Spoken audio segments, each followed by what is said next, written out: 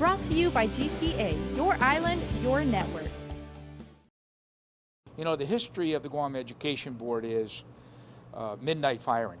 According to former Guam Education Board member Barry Mead, it's a salty history the board was trying to correct. And a couple of other members on the board, currently on the board, were on previous boards that, again, did the midnight termination without any hearing, without any process, or without any questioning of the superintendent to defend himself. So we wanted to ensure that that did not happen anymore.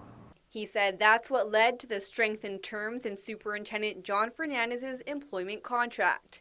However, in his view, the due process the board envisioned when they initially approved his employment contract wasn't followed. They violated the law. They violated his 14th Amendment. They violated 17 GCA. They violated his contract.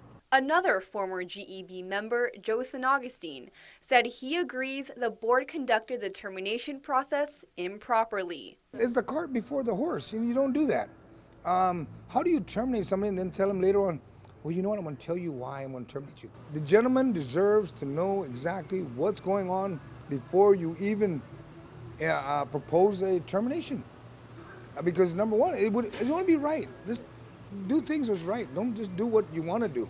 Otherwise, then it becomes a hidden agenda that they had against him, and that's wrong. Both agreed that the proposed public hearing scheduled for Monday that was barred by a temporary restraining order granted by the District Court of Guam should never have been attempted without a quorum. How do you have a hearing without a quorum? In order to establish a legitimate hearing or any type of meetings, you must have a quorum. On Wednesday, Attorney General Elizabeth Barrett Anderson announced she will be taking on the board's case in federal court. However, she clarified that she cannot defend the individual board members who have been sued in their personal capacities unless an official request is submitted to the AG's office and approved by the governor. Reporting for Guam's News Network, I'm Isa Baza. Brought to you by GTA, your island, your network.